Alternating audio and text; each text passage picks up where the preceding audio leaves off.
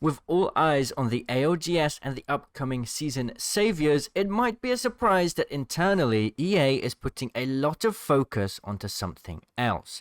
A new game is about to launch next month and it's going to rival Apex Legends in every single way.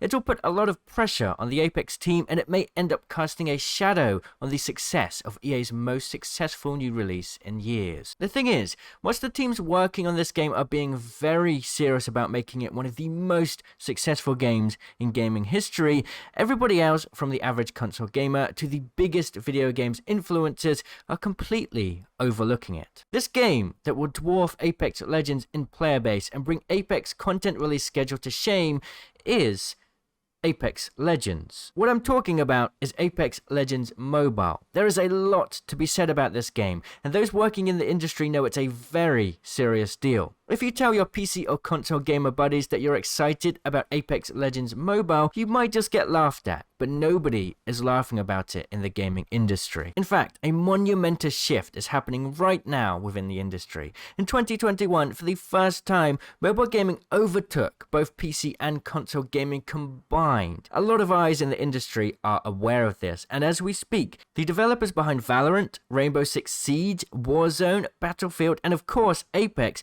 are making mobile ports of their games. All of these games are set to release very soon. But what does this mean for Apex Legends specifically? Everybody in the industry knows there's a new race right now to become the next biggest thing. Whether it's Apex Legends Mobile or something else, one game has the chance to become one of the biggest new game releases in history, and it has the chance to dwarf the player count of not only the base Apex, but also huge giants like Fortnite and Minecraft. In fact, it could grow so big that it would be fairer to compare the player size of this game to the number of people on Facebook than it would be to compare it to other video games. You may think these claims are outlandish, but I want to showcase exactly why Apex Legends Mobile is a serious deal, and why those interested in gaming need to give mobile gaming another look, because it is the future. It doesn't necessarily mean you need to play mobile games, but just recognize what it is. By the time this video is over, you'll understand what I mean, and whilst you may never touch Apex Mobile, you'll be happy to know it exists because it could still bring great things to the HD Apex we already know and love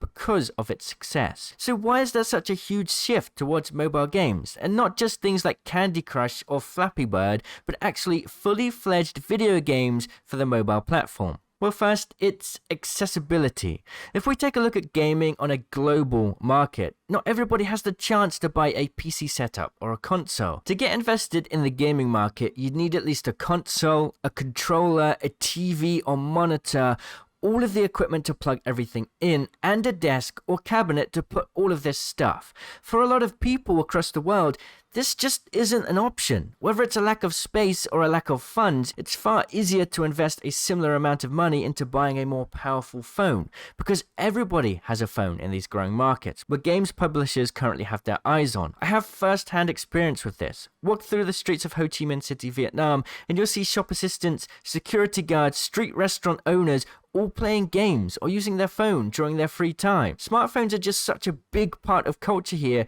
from ride-sharing apps to paying bills to ordering food, that everybody not only wants a phone but almost needs a phone to fit in with society. So for most people in places like Vietnam, India and China, it makes more sense to just invest that extra spare money into a better gaming phone than a full gaming setup. You can often get better performance on these phones than you'd probably imagine. Why get 40 to 60 frames on HD games with a PS4 when you can get 60 to 120 FPS with a gaming phone? In fact, today's sponsor, Red Magic, is a perfect example. All of the Apex Mobile footage in today's video was captured with the Red Magic 7 Pro. It's a top spec gaming phone that basically takes the very best tech possibly available to give the best possible experience. The Red Magic 7 Pro has the latest Snapdragon 8 Gen 1 chip alongside Red Magic's own Red Core 1 standalone gaming chip. The screen has a 120Hz refresh rate, 960Hz multi-finger touch sampling rate, and a built-in 20,000 RPM fan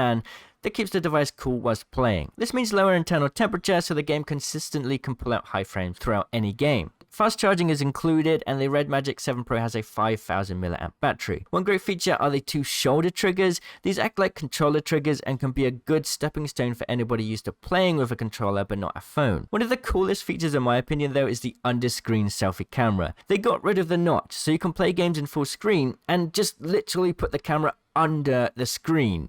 I don't know how it works, but it's definitely fitting for the name Red Magic. The Red Magic 7 Pro also has a dedicated gaming switch. Once switched, you'll go into the Game Hub where you can set individual performance settings for games and set different keybinds for the shoulder buttons. There's a bunch of plugins there to really up your gaming experience. There's also a built-in microphone and easy options to record your screen and game audio. If you're interested in a new phone and want to get into the mobile gaming scene, you can check the links in the description. The prices are on screen now. So obviously it's clear why EA and other developers are putting so much effort into mobile ports right now, but Apex Mobile is quite interesting to me. They're clearly very serious about making these games successful. The thing is, because EA has such big competition from the likes of Rainbow Six Siege, Valorant and Warzone, there's no doubt they'll be going all in on the launch of Apex Legends Mobile. There's just too much at stake to do a half-assed job at it. Mobile games are already well known to get absolutely swamped with content. PUBG Mobile has received ridiculous amounts of updates, maps, modes, and cosmetics that completely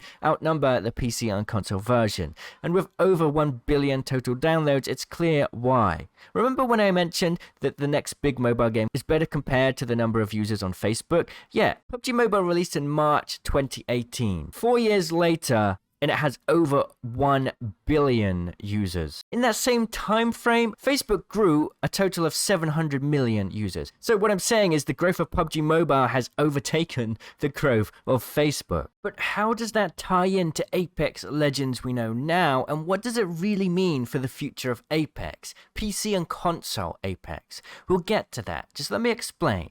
PUBG Mobile lived in an era where there wasn't as much heated competition as there is today. There is no doubt in my mind that when Apex Legends Mobile fully launches next month, they will, without a doubt, go full steam ahead with content. They want to be on top in the mobile scene, and this does tie in to the main version of Apex, even though they are two separate games. Rumors suggest Apex Mobile could see a total of 9 new legends added in their first season, 9 of which will be the normal legends we've seen in PC and console, but one could be the very first mobile exclusive legend, at least when it first launches, which I've talked about before on this channel.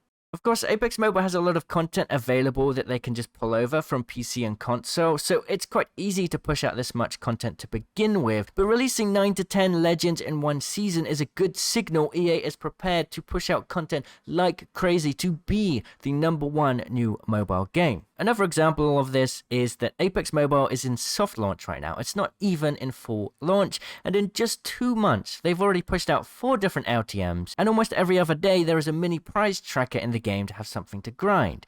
This is just soft launch. The point of all of this is that the content EA is planning to pump out for Apex Mobile is incredible. Now, how does that tie into the main version of the game? Here's the thing, if Apex Mobile does grow to 1 billion or more users, like PUBG Mobile, this is incredible news for us Apex HD fans.